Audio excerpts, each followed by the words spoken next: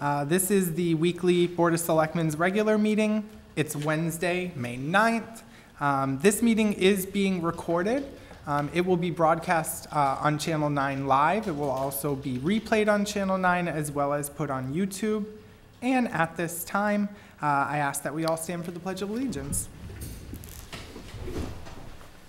I pledge allegiance to the flag of the United States of America and to the republic for which it stands, one nation, under God, indivisible, with liberty and justice for all. Mr. Chairman, while we're standing, I would like to mention the passing of Ann R. Highland, a former resident of Dayton, and Thomas Cotton Sr.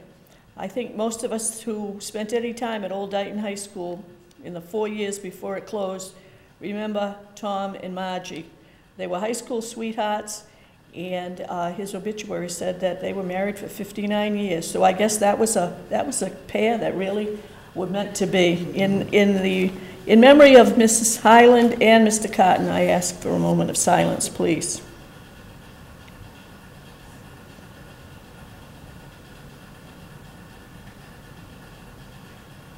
Thank you. Thank you. Condolences to the families.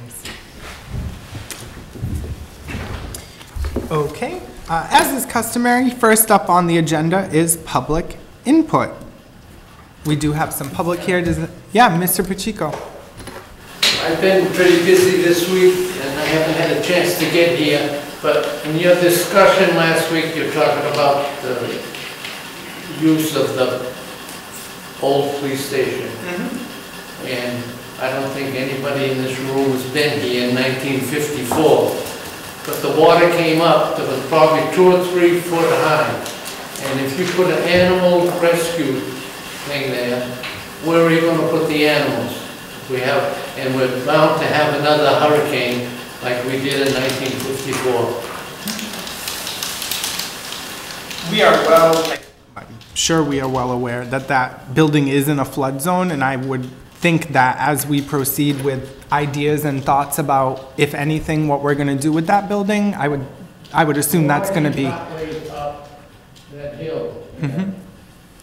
And that was a highway garage, and there were drains there that went out to the river. Now, I don't know if those have been blocked or not, but if they haven't been, and you get a surge of water, it's going to flood the building right out. Joe, I will say that in the discussions that I've had with the building commissioner, the status of the main building, which is at grade pretty much, was discussed. And he said that there is a possibility, because of the height of the ceiling in the building, to actually have the floor higher and not have it at grade. But again, all of it's preliminary, but it's a good point, and it is being looked at, Joe. Thank you. Anything else, Mr. Pacheco? Well, I have some. Mr. Joe Pacheco? I don't have my notes, but I'll talk to Mallory. But what I just wanted to echo what Selectman Goulart said. It's just a discussion that's in its infancy. That's all. So. The other thing, build the trailers. That's a good idea, but the school will never accept them. Do you care to elaborate? The public may not know what you're referring to. Well, the portable trailers that are at the police station, the reuse of them, it's been suggested maybe we offer it to the school instead of the modulars. Well, they'll never go for that. That may be true. I certainly wouldn't speak for the school committee or their district. Anything else? Mr. Thibodeau, you just arrived. Do you have any public input tonight? I'm tired. I'll save it for next week. Sure.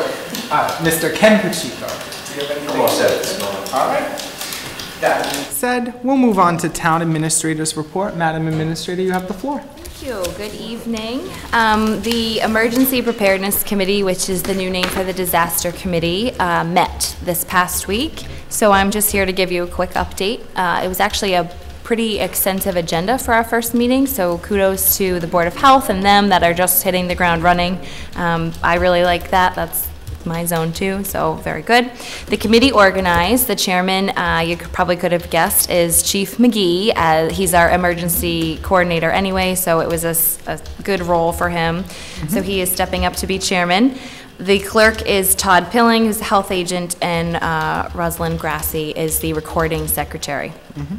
Then the discussion continued about the membership and the makeup of the board. If you remember, when the Emergency Preparedness Committee fell under the Board of Selectmen, there was discussion about adding the chairman of this board to that position. The committee is recommending to remove that, and then because we added the building inspector to make it an odd number, leave the building inspector on as an associate member, sort of similar to my own role. So they are going to recommend for that. The Board of Health will take a vote on that matter at an upcoming meeting. They are meeting tonight, so it might be tonight. They are going to schedule a debriefing session to go over the EDS drill that occurred in February. That was a emergency dispensing site kind of run through, so that in the event that we need to provide the public with any sort of vaccination or antidote to something or medicine, we would know what to do. So they're going to schedule a debriefing of all those involved to see how we can do better, what questions are still lingering, and any of that. They voted to recommend to dispose of 18 cots. These cots were under the stage, and they're rather old. They brought some in, and they would not stand up to what our needs would be. So they are voting to recommend to dispose of 18 cots, and that will be on the agenda for us to approve of. And just, I didn't mean to steal your thunder here, but I just wanted the public to know, have no fear. The Board of Health has prepared to have new monies for new cots in their agenda if approved at town meeting, as I understand. Yes, and this is not all of the cots. There are 36 other so just very great, out-of-the-box, brand-new cots ready and waiting for disaster to strike, I guess, but they're there. And their meeting schedule at first is going to be as needed to deal with things that come up, but at least quarterly. And the next meeting is scheduled for June 7th. So good work on that committee. That's fantastic. Thank you. That's what I have. And they were already kind of talking about their role and different things that they wanted to do, how to execute those things, the different goals. So everyone's going to go back and kind of think about it and regroup and then bring it to the table for a discussion. So a good group of people on that board. My other item under my report, actually per the suggestion of Selectman Goulart, I'm going to defer to the Finance Committee. It was just my recommendation of funding sources for the articles, but as they are not yet finished with the budget, I think, as Selectman Goulart pointed out, it does make a little sense to hold off. If you'd like me to share those with you, I certainly can, but at this point, we can just defer to the Finance Committee. I'm okay with that, but I remember you have stated publicly several times about free cash, so. Yeah, I would like to use free cash whenever possible, and just use the money like it's my money. And in the sense of being respectful and understanding that it's coming from hardworking people. Of course. Okay, and that is my report this evening. Did we want to say anything about the headway we made on the TIF review board? Sure. Actually, we reached out to the various committees, and the Finance Committee has nominated their individuals, Peter Roach, and that will be up before you once I get a few more. I did speak with Carol. I was unable to talk to her before, and then I did discuss with her. We had shared some concerns. I had light concerns. So I think the assessors are going to be more of a mandatory consultant, in the sense of we're not going to go forward with a recommendation without speaking with the assessors and getting their feedback. And that, not we, I mean the TIF review board.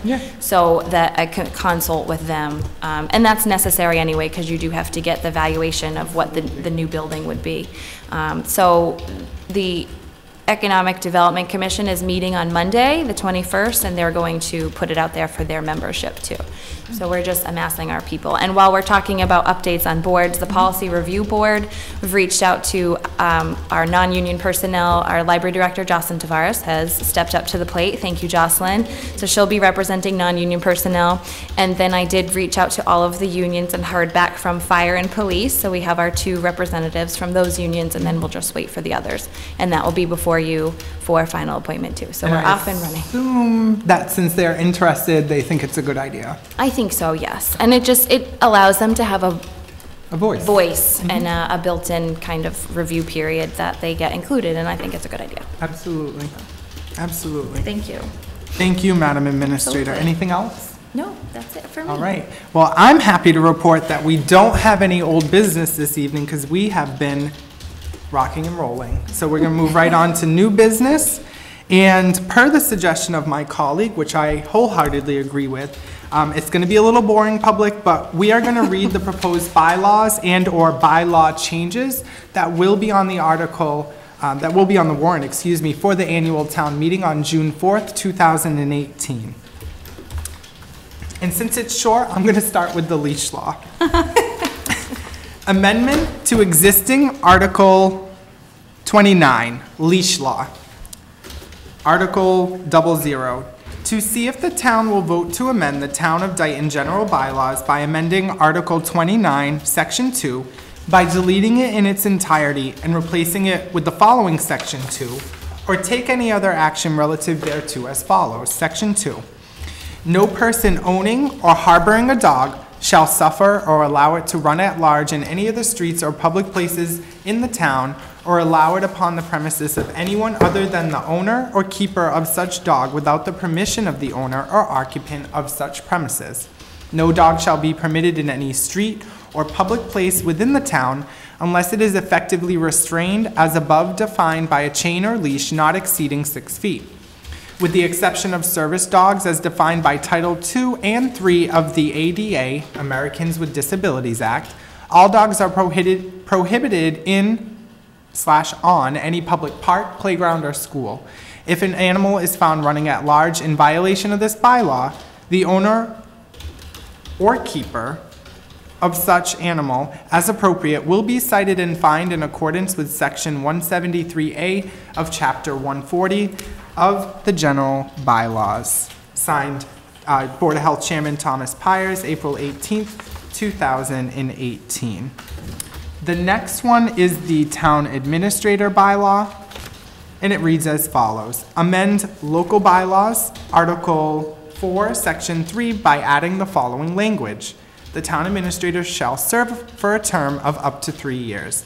The incumbent may be reappointed by the board as many times as the board determines. The Town Administrator shall receive compensation as the Board of Selectmen shall from time to time determine. The Town Administrator shall function as the town's chief administrative officer and shall perform the functions and duties as the Board of Selectmen requires. The primary duties of the Town Administrator shall be the day-to-day administration of the general government. He or she shall be responsible for communicating and implementing the policies of the board to all town departments. The Town Administrator shall not have the powers to appoint department heads or negotiate their compensation unless delegated to do so by the board. Selectman Goulart, I know you worked on the minimum maintenance bylaw. Minimum maintenance bylaw, to see if the town will vote to amend Article 7 of the general bylaws by adding a new section, Section 16, as follows. The town may make temporary repairs on private ways by grading gravel roads, patching, sealing, and filling cracks, leveling by pulverizing or by other maintenance methods, damaged pavement and potholes in accordance with good pavement management principles. The town shall not be liable for damages caused by such repairs. The next one is, I'm going to do the next two simply because I worked on them. The first one is the Stretch Energy Code bylaw, for those wondering what this is. This is one of the 5 requirements to become a designated green community through the Massachusetts Department of Energy Resources. To see if the town will vote to enact a chapter of the Town of Dayton general bylaws entitled Stretch Energy Code for the purpose of regulating the design and construction of buildings for the effective use of energy, and adopt Appendix 115.AA of the Massachusetts Building Code 780 CMR, the Stretch Energy Code, including future additions, amendments, or modifications thereto, with an effective date of January 1st, 2019 as follows. 1. Definitions. International Energy Conservation Code, IECC. The International Energy Conservation Code is a building energy code created by the International Code Council. It is a model code adopted by many state and municipal governments in the United States for the establishment of minimum design and construction requirements for energy efficiency and is updated on a 3-year cycle. The baseline energy conservation requirements of the Massachusetts State Building Code are the IECC with Massachusetts amendments as approved by the Board of Building Regulations and Standards. Stretch Energy Code, codified by the Board of Building Regulations and Standards as 780 CMR Appendix 115.AA of the Massachusetts Building Code. The Stretch Energy Code is an appendix to the Massachusetts Building Code based on further amendments to the International Energy Conservation Code, IECC, to improve the energy efficiency of buildings built to this code. 2. Purpose. The purpose of 780 CMR 115.AA is to provide a more energy-efficient alternative to the base energy code applicable to the relevant sections of the building code for new buildings. Applicability. 3. This code applies to residential and commercial buildings. Buildings not included in this scope shall comply with 780 CMR 115.AA as indicated. 4. Stretch Code. The Stretch Code, as codified by the Board of Building Regulations and Standards as 780 CMR Appendix 115.AA, including any future additions, amendments, or modifications, is herein incorporated by reference into the Town of Dayton General Bylaws. The Stretch Code is enforceable by the Inspector of Buildings or Building Commissioner and effective as of January 1st, 2019, or take any other action relative thereto. Right to Farm Bylaw. And there's also an Agricultural Commission article that will be on the warrant as well. It's very short. Right to Farm Bylaw, Section 1, Legislative Purpose and Intent. The purpose and intent of this bylaw is to state with emphasis the right to farm accorded to all citizens of the Commonwealth under Article 97 of the Constitution and all state statutes and regulations thereunder including, but not limited to, Massachusetts General Laws, Chapter 40A, Section 3, Paragraph 1, Chapter 90, Section 9, Chapter 111, Section 125A, Chapter 128, Section 1A, 330 CMR 31.00, and 310 CMR 10.04. We, the citizens of Dayton, restate and republish these rights pursuant to the town's authority conferred by Article 89 of the Articles of Amendment of the Massachusetts Constitution, quote-unquote, Home Rule Amendment. This general bylaw encourages the pursuit of agriculture, promotes agriculture-based economic opportunities, and protects farmland within the town of Dayton by allowing agricultural uses and related activities to function with minimal conflict with abutters and town agencies. This bylaw shall apply to all jurisdictional areas within town. Section 2, Definitions. The word farm shall include any parcel or contiguous parcels of land or water bodies used for the primary purpose of commercial, agricultural, or accessory thereto. The words farming or agriculture or their derivatives shall include, but not be limited to, the following: farming in all its branches and the cultivation and tillage of the soil. Dairying, production, cultivation, growing, and harvesting of any agricultural, aquacultural, floricultural, viticultural, or horticultural commodities, growing and harvesting of forest products upon forest land, and any other forest or lumbering operations, raising of livestock including horses, keeping of horses as a commercial enterprise, and keeping and raising of poultry, swine, cattle, ratties such as emus, ostriches, and rheas, and camelids such as llamas and camels, and other domesticated animals for food and other agricultural purposes, including bees and fur-bearing animals. Farming shall encompass activities including but not limited to the following: operation and transportation of slow-moving farm equipment over roads within the town, control of pests including but not limited to insects, weeds, predators, and disease organisms of plants and animals, application of manure, fertilizers, and pesticides, conducting agriculture-related educational and farm-based recreational activities, including agritourism, provided that the activities are related to marketing the agricultural output or services of the farm. processing and packaging of the agricultural output of the farm, and the operation of a farmer's market or farm stand, including signage thereto. Maintenance, repair, or storage of seasonal equipment or apparatus owned or leased by the farm or owner or manager used expressly for the purpose of propagation, processing, management, or sale of the agricultural products, and on-farm relocation of earth and the clearing of ground for farming operations. Section 3, right to farm declaration. The right to farm is hereby recognized to exist within the town of Dayton. The above described agricultural activities may occur on holidays, weekdays, and weekends by night or day, and shall include the attendant incidental noise, odors, dust, and fumes associated with normally accepted agricultural practices. It is hereby determined that whatever impact may be caused to others through the normal practice of agriculture is more than offset by the benefits of farming to the neighborhood, community, and society in general.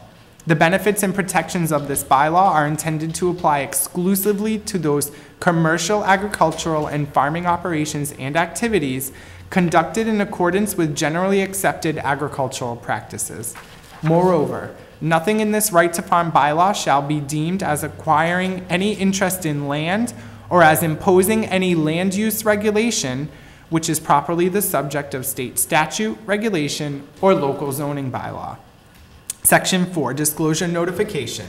Within 30 days after this bylaw becomes effective, the Board of Selectmen shall prominently post in the town hall and make available for distribution the following disclosure. Quote, "It is the policy of this community to conserve, protect, and encourage the maintenance and improvement of agricultural land for the production of food and other agricultural products, and also for its natural and ecological value.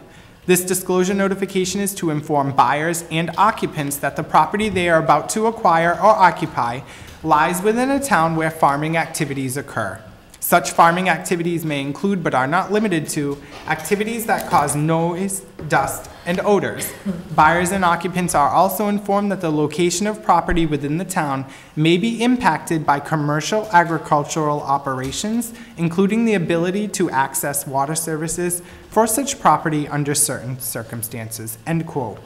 In addition to the above, copies of this disclosure notification shall be available in a public area at the town hall. Section 5, resolution of disputes. Any person who seeks to complain about the operation of a farm may, notwithstanding pursuing any other available remedy, file a grievance with the Select Board, the Zoning Enforcement Officer, or the Board of Health, depending upon the nature of the grievance. The filing of the grievance does not suspend the time within which to pursue any of the other available remedies that the aggrieved may have.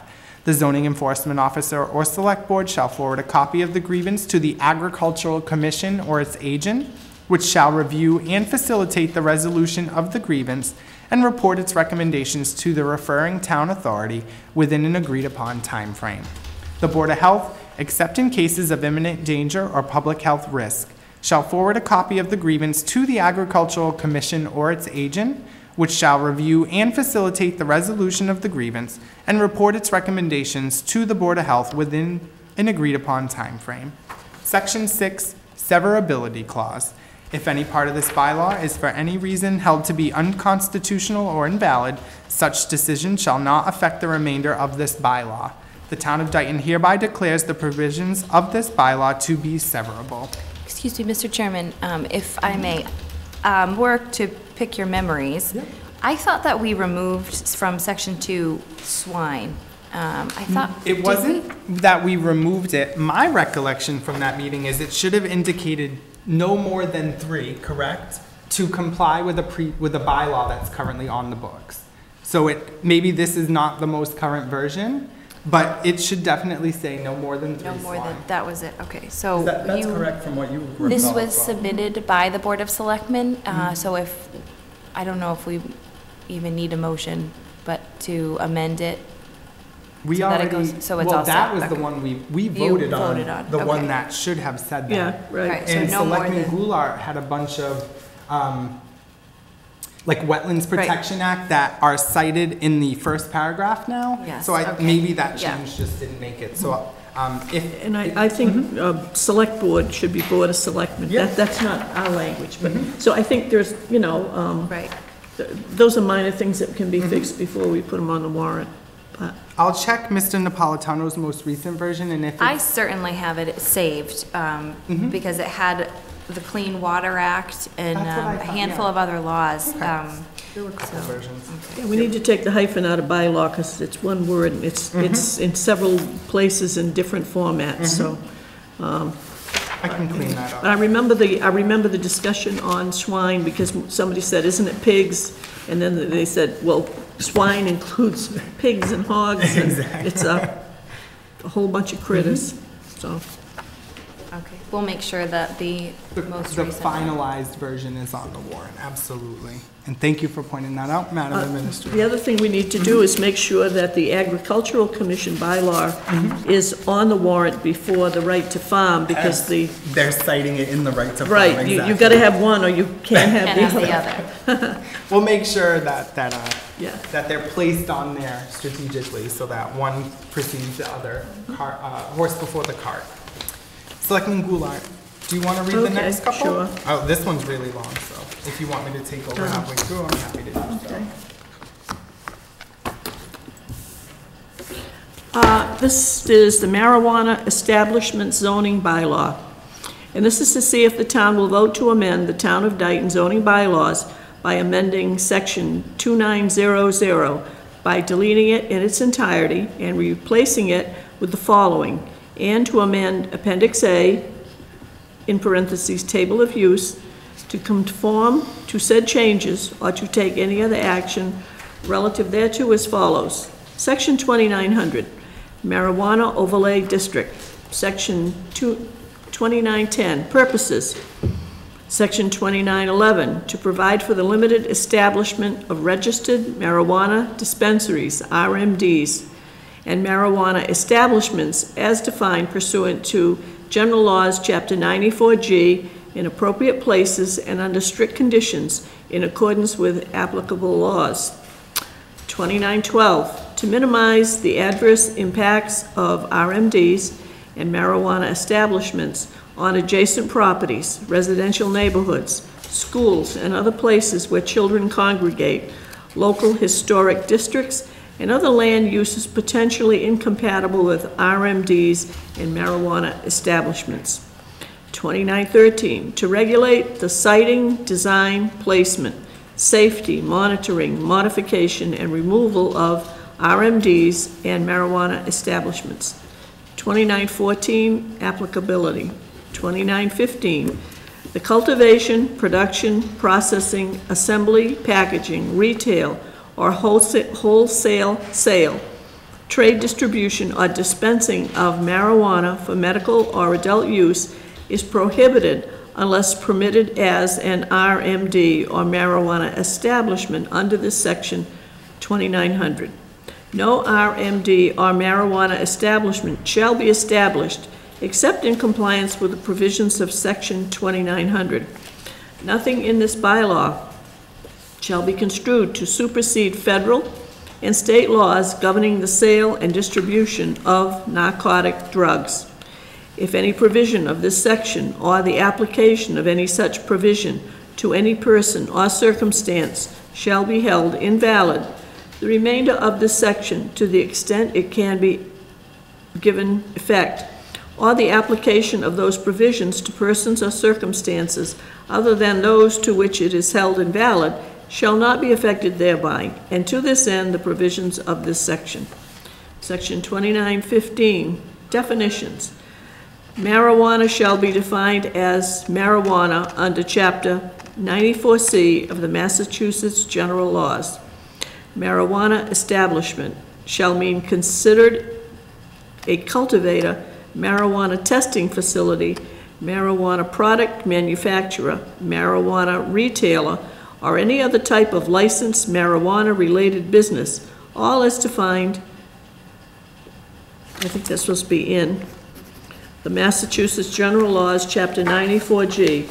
Said marijuana establishments shall be deemed independent of any other definition in this bylaw and not a subset or subcategory of any other category.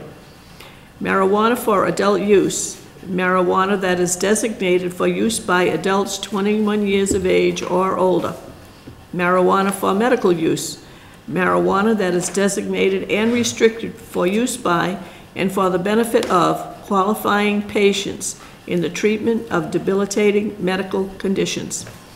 Registered marijuana dispensary shall mean an entity registered by the Department of Public Health or subsequent to the enactment of this bylaw, licensed by the Cannabis Control Commission, that acquires, cultivates, possesses, processes, including development of related products such as food, tinctures, aerosols, oils, or ointments, transfers, transports, sells, distributes, dispenses, or administers marijuana, products containing marijuana, related supplies, or educational materials to qualifying patients or their personal caregivers. 2917, authority. The Marijuana Overlay District is adopted pursuant to authority provided by General Laws, Chapter 40A, General Laws, Chapter 94G, and the Home Rule Amendment, Article 89 of the Amendments to the Constitution of the Commonwealth. 2918, establishment of Overlay District. The Marijuana Overlay District is herein established as an overlay district as shown on the revised zoning map dated January 1st, 2017. Included in said overlay district are those parcels with frontage on William Street beginning at that parcel identified as Lot 127 of Assessors Map 2 and ending at the town line. An RMD or marijuana establishment shall be permitted only in the Marijuana Overlay District by special permit by the Planning Board in accordance with the provisions noted below and in accordance with the general special permit and site plan requirements as set forth in sections 5300 and 5400 of these bylaws. All rules of the underlying districts shall remain in full force and effect, except where the requirements of the Marijuana Overlay District are more stringent, in which case the requirements of this overlay district shall supersede those of the underlying district. 2919, general requirements and conditions for all registered marijuana dispensaries and establishments. 2920, all RMDs and marijuana establishments shall be contained within a building or structure. 2921, drive-through services for the purpose of dispensing medical or adult marijuana are prohibited. 2922, the hours of operation of an RMD or marijuana establishment shall be set by the special permit granting authority, but in no event shall said RMDs or marijuana establishments be opened and or operating between the hours of 9 p.m. and 8 a.m. 2923, no special permit for an RMD or marijuana establishment shall be issued to a person who has been convicted of a felony or a violation of state or federal statute prohibiting the unlawful possession, sale, or distribution of narcotic drugs or prescription drugs, except a prior conviction solely for a marijuana offense or solely for a violation of Section 34 of Chapter 94C of the General Laws, unless the offense involved distribution of a controlled substance, including marijuana, to a minor. Further, no special permit for an RMD or marijuana establishment shall be issued to a business or nonprofit corporation in which an owner, shareholder, member officer, manager, or employee has been convicted of a violation of a felony or a state or federal statute prohibiting the unlawful possession, sale, or distribution of narcotic drugs or prescription drugs, except a prior conviction solely for a marijuana offense or solely for a violation of Section 34 of Chapter 94C of the General Laws, unless the offense involved distribution of a controlled substance, including marijuana, to a minor. Want to start at 2924, please? Absolutely. No, 2924. No RMD or marijuana establishment shall be located within 100 feet of a residential zoning district. 2925. No RMD or marijuana establishment shall be located within 1,000 feet of any of the following structures or uses. A, any school attended by children under the age of 18. B, any licensed child care facility. C, any drug or alcohol rehabilitation facility. D, any correctional facility, halfway house, or similar facility. Or E, any other RMD or marijuana establishment. 2926. No RMD or marijuana establishment shall be located within a quarter mile of any playground, public athletic field, or similar public recreational facility. 2927. No smoking or burning of marijuana or marijuana-related products shall be permitted on the premises of an RMD or marijuana establishment. 2928. No RMD or marijuana establishment shall be located inside a building containing residential units, including transient housing such as motels and dormitories, or inside a movable or mobile structure such as a van or truck. 2929. Signage for an RMD or marijuana establishment must conform to section 3300 of this bylaw, as well as any and all rules and regulations established by the Department of Public Health or the Cannabis Control Commission. 2930. All RMDs and marijuana establishments shall provide the special permit granting authority with the name, phone number, and email address of an on-site community relations staff person to whom one can provide notice if there are operating problems associated with the facility. 2931.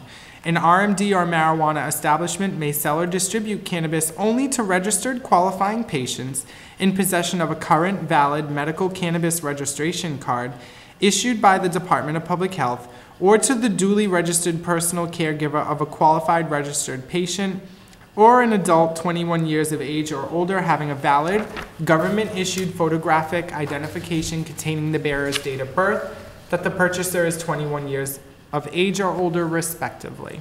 2932. All employees of an RMD or marijuana establishment shall be at least 21 years of age. 2933. No person who is not at least 18 years of age shall be permitted on the premises of an RMD if co-located with a marijuana establishment during hours of operation, unless that person is a qualified patient or caregiver with a valid registration card. No person who is not at least 21 years of age shall be permitted on the premises of a marijuana establishment unless said marijuana establishment is co-located with an RMD as stated above. 2934. Special permit requirements. An RMD or marijuana establishment may only be allowed by special permit from the Special Permit Granting Authority in accordance with General Law, Chapter 40A, Section 9, subject to the following statements, regulations, requirements, conditions, and limitations. 2935. A special permit granted under this section shall have a term limited to the duration of the applicant's ownership and use of the premises as an RMD or marijuana establishment.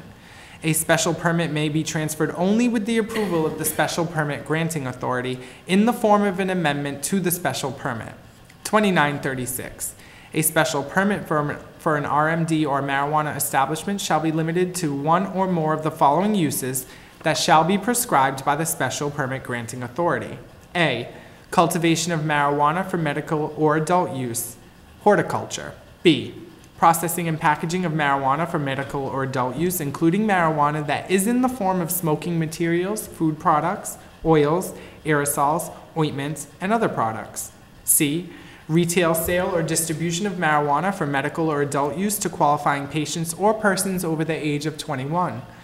D, wholesale of marijuana for medical or adult use to other RMDs or marijuana establishments. E, testing marijuana and marijuana products, including certification for potency and the presence of contaminants. 2937. In addition to the application requirements set forth in the sections of this bylaw and Section 5400, special permit, a special permit application for an RMD or marijuana establishment shall include the following. A statement for the applicant under oath setting forth the following information.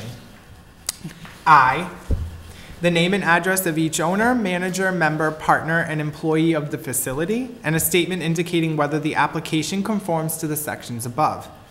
2, the source of all marijuana that will be sold or distributed at the facility. 3, the source of all marijuana that will be cultivated, processed, packaged, sold, and or distributed at the facility. And 4, the quantity of marijuana that will be cultivated, packaged, packaged, sold, and or distributed at the facility. And 5, if marijuana is to be cultivated, processed, and or packaged at the facility, the name and address of each purchaser of said marijuana. Selectman Goulart? B, if the applicant is a nonprofit organization, a copy of its articles of organization, a current certificate of legal existence from the Secretary of the Commonwealth, and the most recent annual report.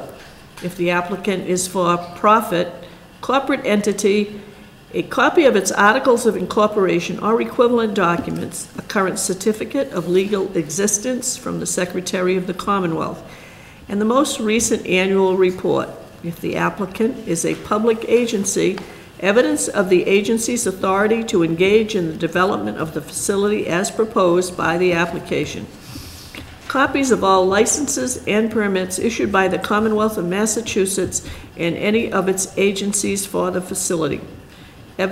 That's C. D, evidence of the applicant's right to use the site of the facility for use as an RMD or marijuana establishment, such as a deed, lease, purchase and sale agreement, or other legally binding document. E, if the applicant is a business organization, a statement under oath disclosing all of its owners, shareholders, partners, members, managers, directors, officers, and other similarly situated individuals and entities. If any of the above are entities rather than persons, the applicant must disclose the identity of the owners of such entities until the disclosure contains the names of individuals. A certified list of all parties in interest entitled to notice of the hearing for the special permit application, taken from the most recent tax list of the town and certified by the town assessor. H. What happened to G? That's another thing we'll have to fix. I feel like it may have been deleted and then not renumerated. There was another instance of that. Oh, all right. This is either G or H. Proposed security measures for the RMD or marijuana establishment, including lighting and alarms to ensure the safety of persons and to protect the premises from theft in accordance with 105 CMR 725.110. And this was either H or I. Resumes of the applicant and all members of the facilities management, including company history, references, and relevant experience. 2938, mandatory findings. The special permit authority shall not issue a special permit for an RMD or marijuana establishment unless it finds that A, the facility is designated to minimize any adverse visual or economic impacts on abutters and other parties in interest, as defined in General Laws, Chapter 40A, Section 11. B, that the project is compatible with the immediately surrounding uses. In determining same, the applicant shall show how the proposed use fits in with the surrounding uses by traffic impacts, pedestrian safety impacts, odors, and noise impacts. C, the facility is fully permitted by all applicable agencies within the Commonwealth of Massachusetts and is in compliance with all applicable state laws and regulations. D, the applicant has not provided materially false documents or testimony. And E, the applicant has satisfied all of the conditions and requirements of this bylaw. 2939, annual reporting. Each RMD and marijuana establishment permitted under this bylaw shall, as a condition of its special permit, file an annual report to the special, I think that's supposed to be with the special granting authority. Special granting authority and the town clerk no later than January 31st, providing a copy of all current applicable state licenses for the facility and or its owners, and containing a statement under oath that answers each of the questions set forth under sections in this bylaw for the preceding calendar year, as well as the facility's best good faith estimate for the then current calendar year. 2940, violations, okay. Any violations of this bylaw shall be grounds for revocation of a special permit under this section. Just like to add that there's a public hearing on this tomorrow at the, here, actually, sorry, it's here at Town Hall at 6:30 before the planning board. I'm going to mention these grammatical, Scrivener errors, whatever, and then have them vote on it. I don't know if this was the final version of the leash law, but since we're talking about this, that second to last sentence, it's not the owner of keeper. You may have already pointed this out, Selectman Goulart. It's the owner or keeper. Right, yep, so he's already, we've already talked to him, Perfect. and he's changed it. Perfect. And then, again, we'll do the correct. Right to farm we can deal with, because yeah. we're the ones who put it on there, but Right. yeah, we'll have, Right. we'll just point these out, and thank you, Selectman The only ones Goulart, we can't change, before- obviously. Because they need to fix that before Right. this goes out. I was told an attorney wrote this, but we'll let that be. Okay. The only ones we can't change are the petitions, and I just mentioned it because this next one is a petition. Absolutely. And I feel bad. Do either of you want a break? I mean, I can read. This is a lot of reading. You mind if she I does? think it's a good idea. Okay, yeah, I think If you want a break, I feel badly. And this was a petitioned one, correct? This was petitioned by the town historian, so any grammatical, we can't change any of this. Yep. To see if the town will vote to enact the following addition to the general bylaws as Article 35, Town of Dayton Historic Stonewall Protection Bylaw. Purpose. The intent of this bylaw is to protect the historic stone walls located in Dayton, since they are a cultural resource and help preserve the rural character of the town. This bylaw will establish guidelines for the identification of historic stone walls and provide for the protection and preservation of the town's historic stone walls. The protection and preservation of the town's historic stone walls is also in furtherance of the public health, safety, and welfare. Definition. For the purposes of this bylaw, a historic stone wall is a vertical structure of aligned natural stone of at least 75 years of age, normally constructed to designate a property boundary or to separate agricultural activities within a farmstead. Further classification of historic stone walls will follow the guidelines set forth in Exploring Stone Walls by R.M. Thornton, Walker and Company, New York, 2005, as the same may be revised from time to time. General provisions. A. The alteration, relocation, or demolition of an historic stone wall or any portion thereof which is located in Dayton shall require prior written approval of the Dayton Building Commissioner, after notification and approval of the Dayton Historical Commission, obtained by submission of a specific plan containing details of the location, project, and reconstruction plan. The plan must show due regard for the historic value of the stone wall and repair methods compliant with these guidelines. A contingency repair bond may be required by the building official.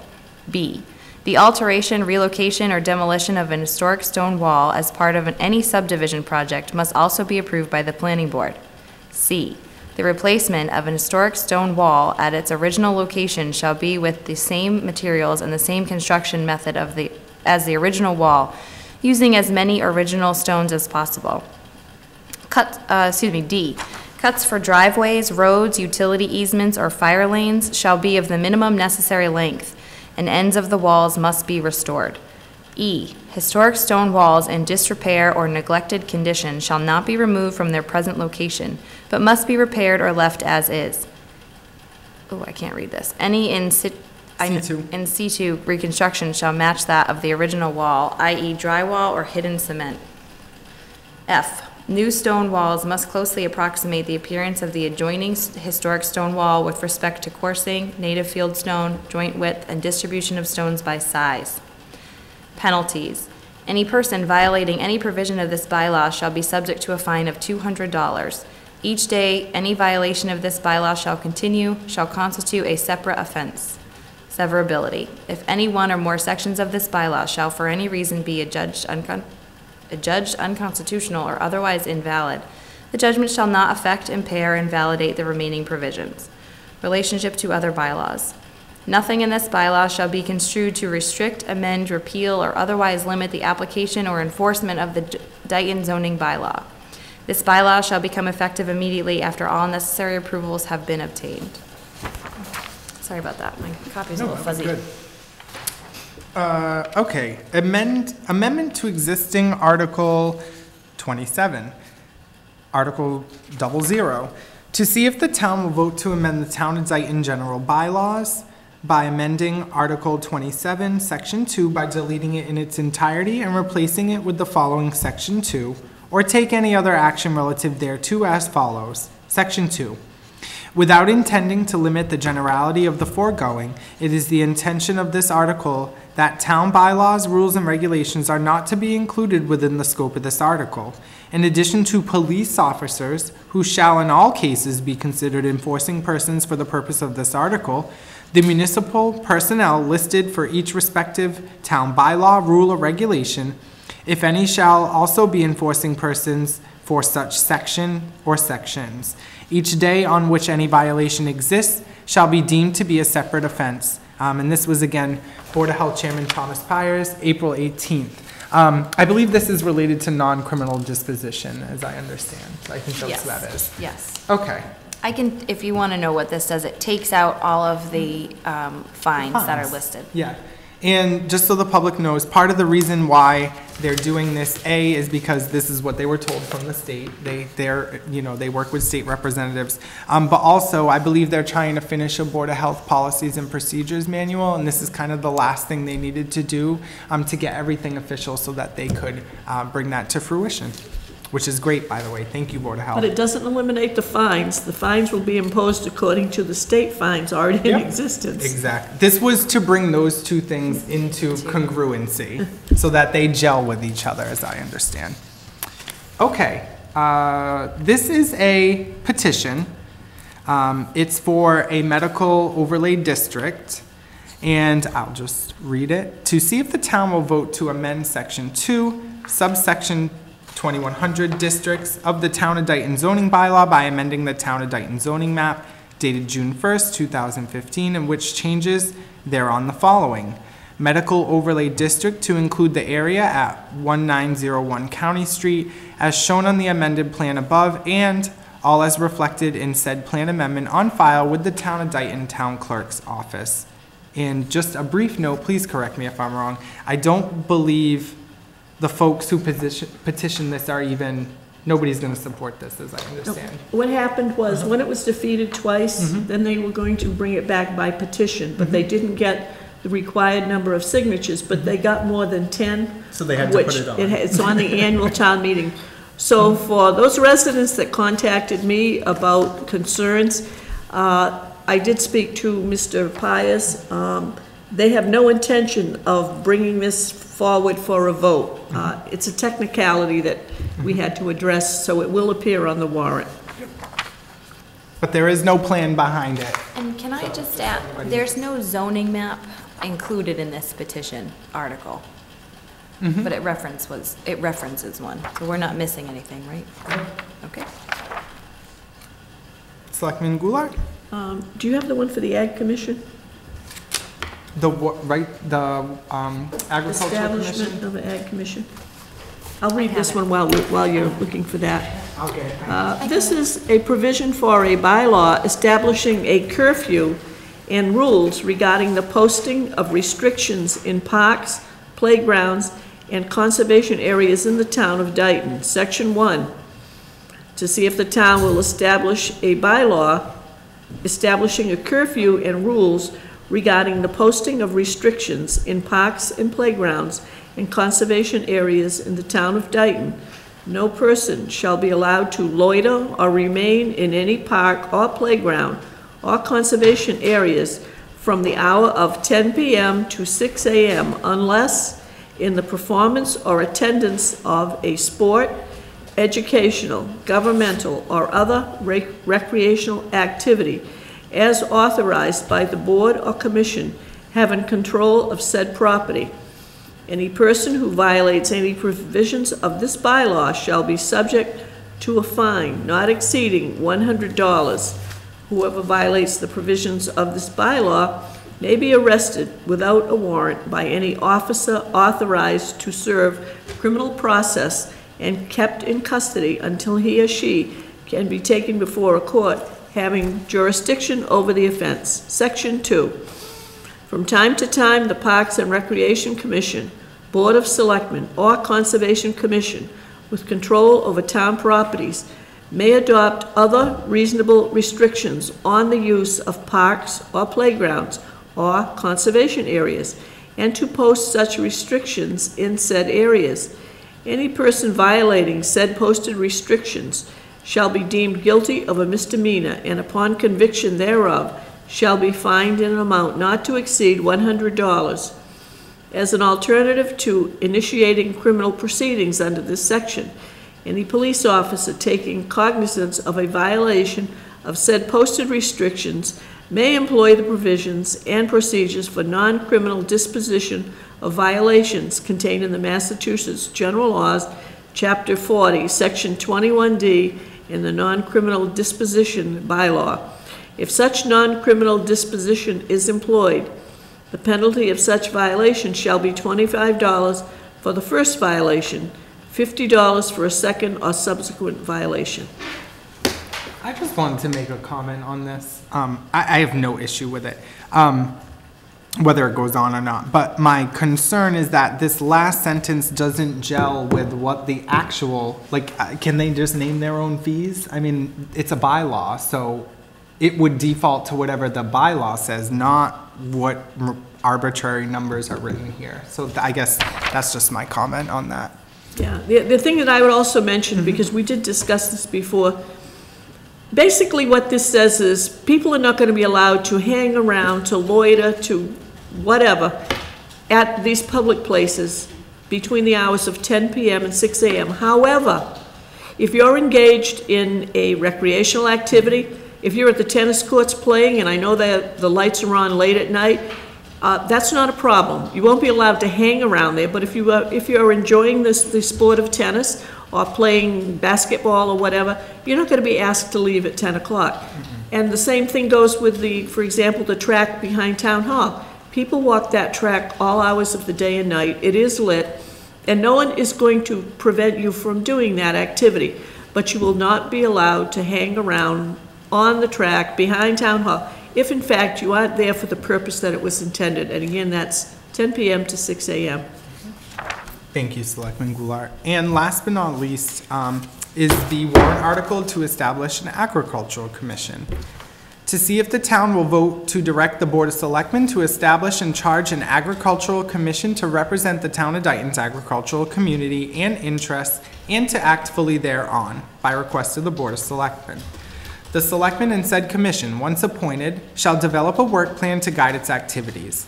Such activities shall include, but not be limited to, the following: serve as facilitators for encouraging the pursuit of agriculture in Dayton, promote agricultural-based economic opportunities in the town, act as mediators, advocates, educators, and/or negotiators, act in an advisory capacity on farming issues for established town committees, and departments, pursue all initiatives appropriate to creating a sustainable agricultural community, and encourage the pursuit of agriculture as a career opportunity and lifestyle. For the purpose of this article, agriculture is defined as farming in all of its branches. The commission membership shall consist of 5 residents who shall be actively engaged in farming appointed by the Board of Selectmen. The term shall stagger on 3-year intervals, with the initial terms being 2 members for 3 years, 2 members for 2 years, and 1 member for 1 year, and 3 years thereafter. Up to 3 non-voting associate members may also be appointed by the Board of Selectmen. Associate members shall be actively engaged in farming or have knowledge and experience in the practice of agriculture or related agricultural business, or have an interest in farming. Each shall serve for a 1-year term and/or take any other action relative thereto. The Board of Selectmen shall fill a vacancy based on the unexpired term of the vacancy in order to maintain the cycle of appointments based on the recommendations of the commission. All right. Mr. Chairman, I just want to comment on the minimum maintenance bylaw. Absolutely, Selectman Goulart. Special attention to anyone who lives in Dayton Rock Park, Wingfield Lane, or in other areas in town where there are gravel roads or roads that do not belong to the town of Dayton. When the individuals came in from Dayton Rock Park with concerns about maintenance issues and private property in the park, This is the bylaw we referred to, and if this bylaw passes, it will allow the town of Dayton to continue to do what it has been doing, including plowing snow and keeping the roads open for use by emergency vehicles. This minimum maintenance bylaw in no way affects the property rights of anyone living in the park or on any street or road of which they have an ownership in. So I just want the people who were very concerned about this last year, that's what this is about. To summarize, it's just allowing you to retain ownership of that, you know, your land and everything, but the town still can perform minimal maintenance, and it doesn't conflict with the fact that you don't want the town down there, basically, and I understand. We have no plans to take your streets. No, no, no, absolutely not. Now, next on the agenda is to approve a letter of thanks to the Taunton Development Corporation regarding Council Oak 2. Before I let you take the floor, Selectman Goulart, I just wanted you to know I did see Mr. Riccardi at the Spring Expo. I think you might have seen him there too. And he was really, really happy that we might potentially approve this letter tonight. Anything you wanted to add? Or you can read the letter as well. This letter is addressed to Mr. Louis Ricciardi, President, Taunton Development Corporation, 6 Pleasant Street in Taunton. Dear Mr. Ricciardi, on behalf of the citizens of the town of Dayton, the Board of Selectmen, and the Conservation Commission, please accept our sincere thanks and appreciation for the assistance we received from the Taunton Development Corporation that made it possible for us to purchase the farmland known as Council Oak 2. As you know, this parcel has been farmed for many years and abuts the land where the mighty Council Oak tree once stood. Our acquisition of this land also adds protection to the town of Somerset wellheads, sources of drinking water for that town. Thanks to the action of our Conservation Commission, this land now has a conservation restriction along with the agricultural restriction. Once again, thank you for your assistance with making this land purchase possible. We are pleased that we could work with you to protect this historic and valuable piece of Dayton's past. Sincerely, and there are signature lines for Selectman Zagrafis, me, and for Mr. Fournette, the Chairman of the Conservation Commission. Mr. Chairman, I make a motion that the board vote to send this letter of appreciation to Mr. Ricciardi at the Taunton Development Corporation. I'm going to step down and happily second that motion. Discussion? Hearing none, let's take it to a vote. All those in favor say aye. Aye. Opposed? Abstentions? The ayes have it, and the motion passes. Before we move on, I definitely wanted to take just a moment to thank Taunton Development Corporation, to thank my colleague Selectman Goulart for her work on this, and also to thank the Conservation Commission for really understanding the value that Council Oak 2 has to our town, to our community, and to the people that live in it. And I just really appreciate your hard work on that. So thank you very much. It means a lot to a lot of people.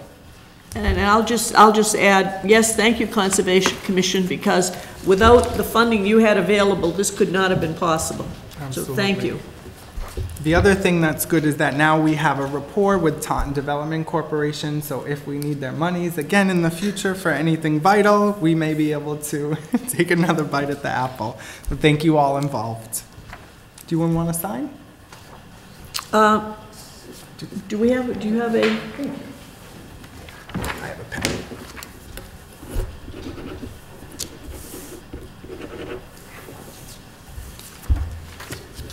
Thank you for being patient, public.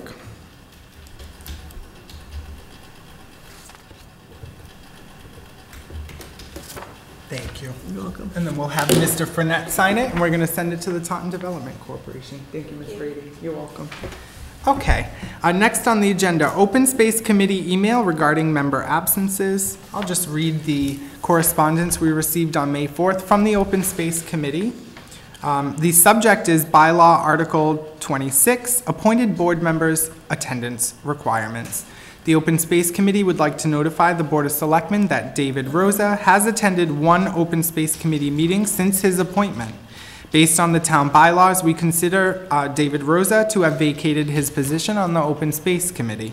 They cite Article 26, the appointed board members' attendance requirements, quote, Any member of an appointed town committee not attending at least 60% of the committee's regular meetings in any 6-month period shall be deemed to have vacated that office and may be replaced by the appointing authority by appointment of a replacement member. Excepted exclusion, valid medical, military, and circumstances beyond a member's control, subject to the appointment authority's review. I don't know how you feel, Selectman Goulart. I have never removed someone from a committee before. For me, it's a very, this is a new situation. It's a very, to be honest, uncomfortable situation. I would personally, since there's an exclusion here, I think it would be appropriate to get some sort of explanation from Mr. Rosa. I don't know how you feel, Selectman I Goulart. agree, and I would ask that the town administrator contact Mr. Rosa, ask him if there was an exception grant that is contained in the bylaw that would have explained his absence, lack of attendance, and that this article, this agenda item appear on next week's agenda if she has an answer by then. And quite frankly, if there is, if his absences were not due to any of the conditions listed, then I think we would have to vote to remove him from the committee and announce a vacancy. That's true. What I would, and I support that absolutely, if that's okay with you, Madam Administrator. What I would also say is, this situation was brought to our attention. I don't know about you. I know you are very, very busy. We are not watching your meetings. I do not know how often people are showing up. So this is not a situation where we're trying to remove Mr. Rosa from a committee. This is a situation where this was brought to our attention, and that's why we're speaking about it tonight. So if you are on a board or committee, and there are members who are not attending at least 60% of the committee's regular meetings in any 6-month period, I believe it is your responsibility to notify the Board of Selectmen of that. Because again, not every meeting is recorded.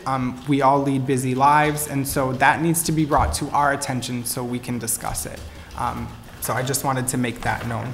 Does anybody have anything else they'd like to add to that? I just want to mention also the importance of the Open Space Committee and the work that they do. When we applied for best practice approval for our Community Compact Cabinet designation, and what we were actually approved for involved the Stormwater Education Program, the Agricultural Commission, and the Open Space Committee's work. So this is very important because of that designation, and the work that this board does is part of the reason we were approved for that CCC designation. So it's very important that if a vacancy occurs, anyone who applies for that vacancy is willing to serve and do their best to help this committee.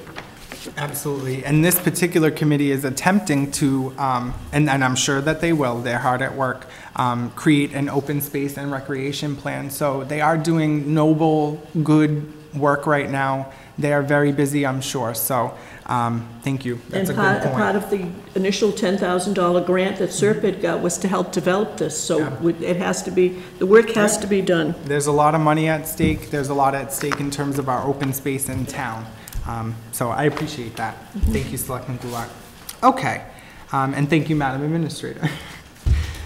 So now we can, next on the agenda, we can set the location of the annual town meeting. I think, I suspect, if I have my pulse on the town, this might be a well-attended town meeting. I hope we'll consider the high school. I know I've heard it's out of the way for some folks.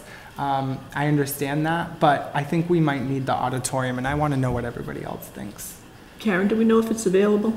No, I don't. We currently have the middle school reserved. Okay, so if you could, no, I'm concerned that we're going to need a bigger boat.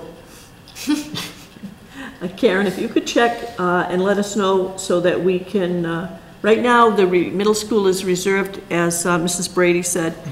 But that way, next week, we can announce for sure where it's going to be. Absolutely. And I want to thank Mrs. Brady for reserving the Dayton Middle School in case we can't get the high school. So thank you. Am I able to ask a question? Of course you are, Mr. Pacheco. So if it's going to be at a bigger area, there's going to be more people attending, will there be microphones set up? As Because there's always been a problem over there, you can't hear half the comments. it's even been a problem at the middle school. It seems to be better because it's smaller. Smaller, exactly, and the ceilings and everything. I would hope, what I think they would do, and I don't mean to undercut you, Cable, if you're watching, is set like a microphone in each aisle. And I really, really hope that each person who wants to speak would be given the time to go and speak into the microphone. I sit on top of the stage. I've had trouble hearing people. I like to think my hearing's really, spot on. So I would hope they would be given the time to come up, speak into the microphone, so not just we can hear, but everybody can hear the question that was asked. Yes, that's something that we should address. Not only for recording, but amplifying. Maybe we could have, we could speak to Cable, or if you wanted to speak to Cable and just gauge how they're gonna set up for it. But that will definitely be an issue, and I appreciate you raising that attention. In that big, if we have it at the auditorium. What is the capacity at the I'm school? guessing around 800. Yeah. That's the high school or is that? Oh, the Regional middle, high school, the middle school, wasn't it like 200? 300 or less, I believe. Yeah, it wasn't much more than that. I really think the leash law, and I think we might get some folks out this time. I'm hoping. Let's hope. Yep, absolutely.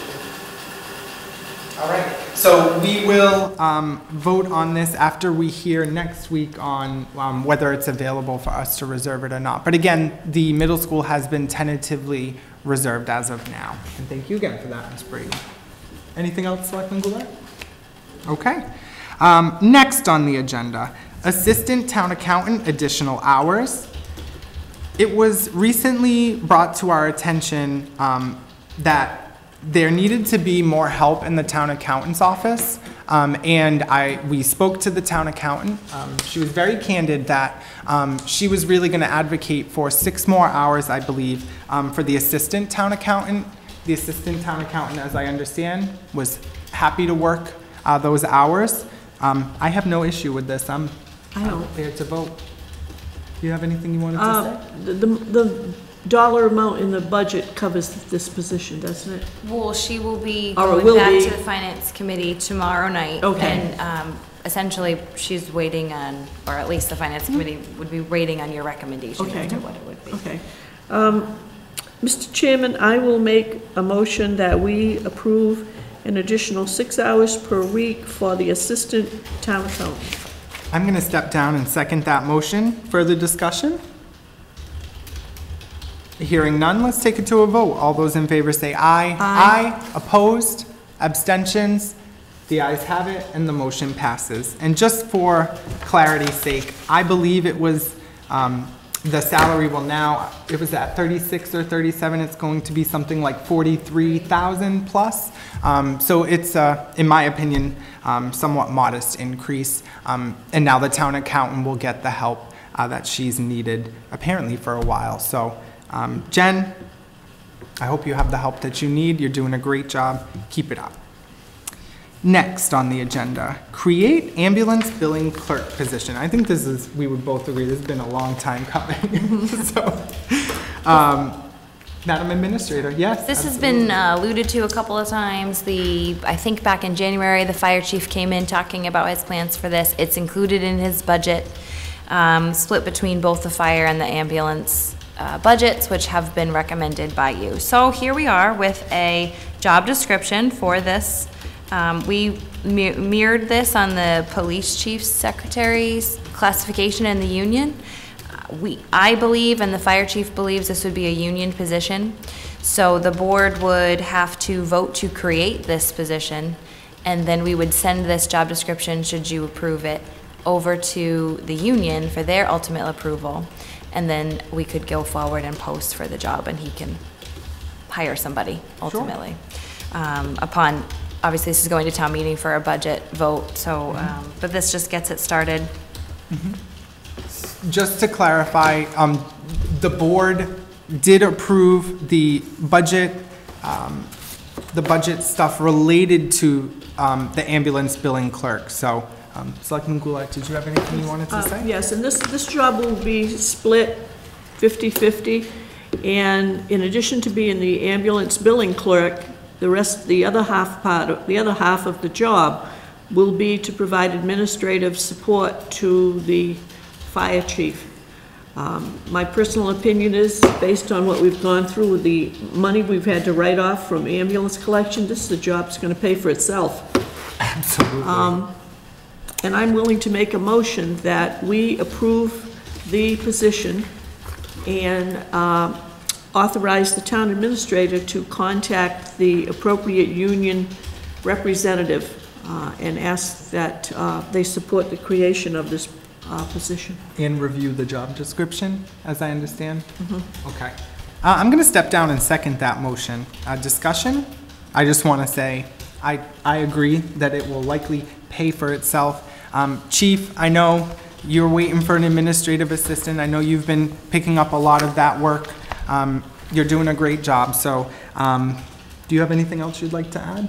No, thanks for hanging in there, Chris, and thanks for all the work you did working with the town accountant and with me so that we could get the past ambulance accounts receivable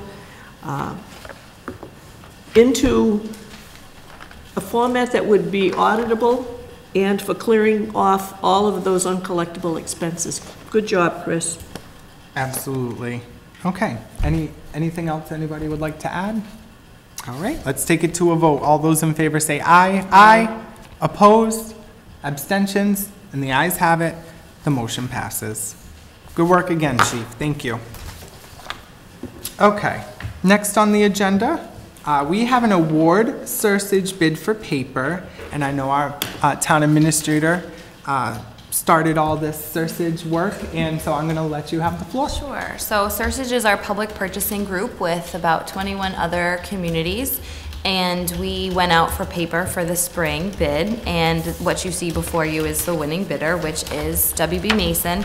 They were actually the only bidder, but the prices are pretty good. They did go slightly up in some areas and down in others, but I did do a comparison. In order to even join this, we had to put in like our quantities. The town accountant was great and gave me an awesome spreadsheet with tons of detail, and I'm so glad she did, because I went back and I looked to make sure we were actually getting a decent deal and improving our situation. And what I found was that the town last year basically paid a premium the later the order came in, the later of the end of the fiscal year, which is pretty disappointing. But we, for your run-of-the-mill, regular 8.5 by 11 that all of our work is basically printed on, we paid 4 different prices. And the average of that was still higher than the bid that came in.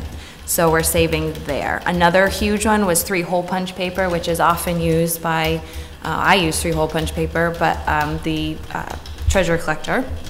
And she paid a very high price for that, and the bid came in $62 lower per carton. So we are seeing some savings, but it was a little disappointing to actually see that this company was charging higher as you got closer to the end of the fiscal year.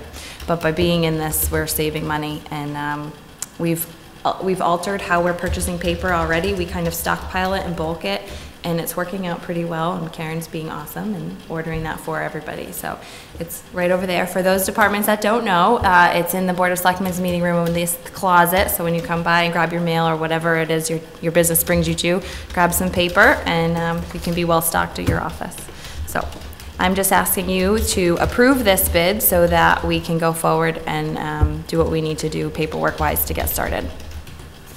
Mr. Chairman, I make a motion that we award the bid to WB Mason to supply the quantities and sizes of paper as indicated at a total estimated contract value of $1,971.10. I'm going to step down and happily second that motion. Further discussion? All right, let's take it to a vote. Hearing no more discussion. All those in favor say aye. Aye. Opposed? Abstentions? The ayes have it. The motion passes. Good work, Madam Administrator. Can we sign yours? I kind of marked mine. Sorry, public. And then do you mind, or Selectman Goulart, we need to fill in the date as well of tonight's meeting. I can take care of that too. Good work. Thank you. And as we go further, we'll see more and more savings, which is awesome. The next one you have coming up, I just don't have it ready yet because she was doing a few more things with it, is the DPW services, which came in pretty good. And then Dayton Water District, we're kind of a partner in this with. They were very happy with the water treatment chemical prices that came in, so they're voting on that at their meeting. Okay, wow. I love when a plan comes together. Okay, next on our agenda this evening are special town meeting warrant articles. Give me just a moment. I don't have Well, those. the warrant closed today, I can tell you that. And next meeting, we can put them all together. There's a handful, there's some, as you remember, we've talked about this before, the Dayton Rehoboth Regional School has an assessment that we have to take care of. There's some old bills the town clerk put in for payment of the special election. There's just some extra costs that will come associated with the special town election. And that's really it. So we should take this under advisement until next week? Right, and then next week, you'll be signing the warrant and potentially, if you agree, Mr. Chairman, making recommendations on the warrant articles. So, maybe. The if you special wanna warrant do that. articles? Annual for next meeting, and then We you'll already review did them. that. We You agreed. made recommendations on them all? No, she No. didn't do that. We just read the articles. Yeah. She held off making her recommendations because the FinCom's going to meet tomorrow night Okay. and wrap things up, and then she'll give hers the following week. I guess what I was talking about is I'm pretty sure we voted on just having them all be on the warrant, not on Right. specific like recommendations. So that's why I was getting confused. Okay. But I understand what you're saying. Oh, actually, when the night we read the warrant in its entirety, although we're not reading all those bylaws, we'll refer to them. Correct.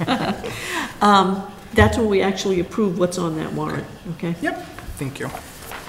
All right. Next on the agenda, correspondence. We have some correspondence from the Zoning Board of Appeals regarding the Massachusetts Mast Housing Choice Initiative.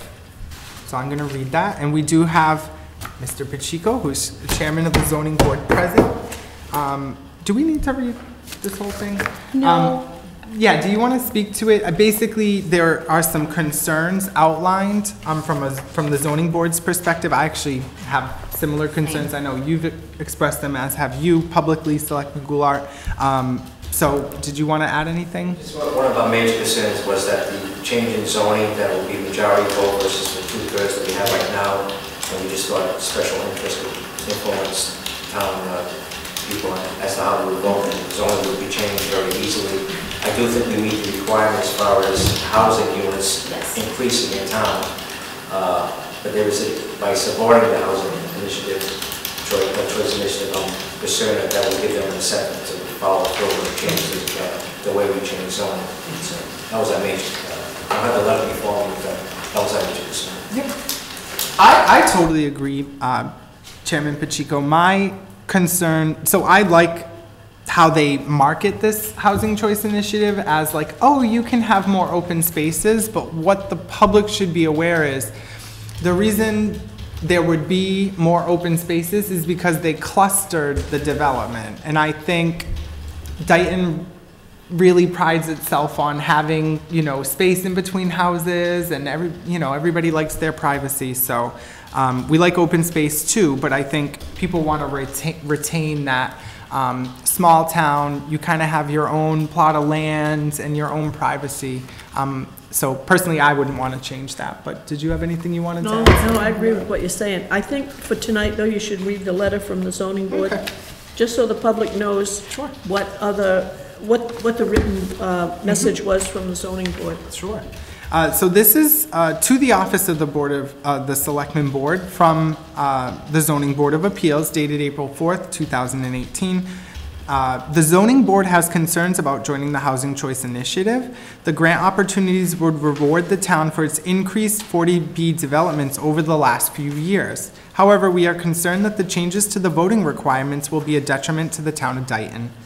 Robert Adams brought up concerns about the act changing state law to reduce the required vote from 2/3 supermajority to a simple majority for certain zoning changes listed below. We'll get to those in a moment. He was concerned that the special interests could gain a foothold if voting was changed to a simple majority. The text from the Housing Choice Initiative states, Massachusetts is an extreme outlier in requiring a supermajority vote of its local legislative bodies to change zoning bylaws, and we are the only state in New England that requires a 2/3 vote to change local zoning. In order to facilitate adoption of the zoning best practices and appropriate housing production, an act to promote housing choices lowers the voting threshold to a majority vote for specific best practices. The following local zoning would require only a majority vote of the local legislative body: reducing dimensional requirements such as minimum lot sizes to allow homes to be built closer together, which we were just speaking about; reducing required parking rations, which can lower the cost of building new housing and accommodate development on a smaller footprint; creating mixed-use zoning in town centers, and creating multifamily and starter home zoning in town centers near transit and in other smart locations; adopting natural resource protection zoning in open space residential development. These zoning techniques allow the clustering of new development while protecting open space and conservation. I wanted to just make a note on that. I did go to a training collaborative about that, and I don't think you actually need to adopt that. You could just sort of pledge to have low impact development, have some sort of design guidelines as a town, and you could satisfy all that without clustering your houses together. Adopting provisions for transfer of development rights, which protects open space while creating more density in suitable locations. Adopting 40R smart growth zoning, which provides incentives for dense, mixed-use development in town centers near transit and in other smart locations. Allowing accessory dwelling units or in-law apartments, small apartments in the same building or on the same lot as an existing home. Allowing for increased density through a special permit process, promoting more flexible development. This legislation does not mandate that any town adopt these zoning best practices. It simply removes the barrier of having to convince a supermajority of the legislative body to adopt them. In addition, the legislation authorizes adjacent municipalities to enter into agreements for sites that span multiple communities. Because of the proposed change to state zoning bylaws, we're not in favor of joining the Massachusetts Housing Choice Initiative. Timothy Rhines also had concerns about Dayton's population size affecting the availability of grant funding. Our population size is over 7,000, so although we won't qualify into the small town program within the initiative, there is more funding available for populations over 7,000 people. We would like to bring this up at our next meeting on April 18th, and I believe you did. That's what you voted on, so the board may discuss it fully. It will be the first item on the agenda for the 7 p.m. meeting. Sincerely, Kenneth Pacheco, Chairman, Zoning Board of Appeals. I have absolutely no issue with honoring your letter. And as far as I'm concerned, this can be the last time we hear about the Housing Act to promote housing choices. This was just to come full circle for us. Absolutely, absolutely. Tying up loose ends. I also don't believe that we need to change to a simple majority to protect our open spaces. We have a committee who's working on an open space and recreational plan. I think we can get it done from there. Mr. Chairman, I'd like to make a motion that this board vote to support the position of the Zoning Board of Appeals in regards to the Housing Choice Initiative. I'm going to step down and second that motion. Discussion? Yeah, one of the things that always irks me, and maybe it's because I spend some time in Boston every month, is Massachusetts is the only state that does this. I mean, we've heard this, the bottle bill. There's only 3 states in the country. Of course, we're one of them. I also think that even within the state, when there are certain things passed in Boston that I feel we're getting crammed down our throats, I object to that. I think small communities have to act in their own best interest. Now, we talk about public transportation, development in town centers, near transit. Really? I guess they haven't visited this part of southeastern Mass other than the big cities, because, you know, transit, no, the transit we had years ago has disappeared. There were bus runs, Taunton and Fall River. We haven't had those for years. And Taunton just comes down and makes a pass down Spring Street to get to Warner Boulevard or vice versa. And when I look through all of this, it also reminds me of the meeting I went to where the DEP was supposed to look at Title V regulations. And some of the same people who were promoting these kinds of changes, again, I felt were being stuffed down our throats, were those who said eliminate local Title V regulations and guidelines and follow the state, because it would allow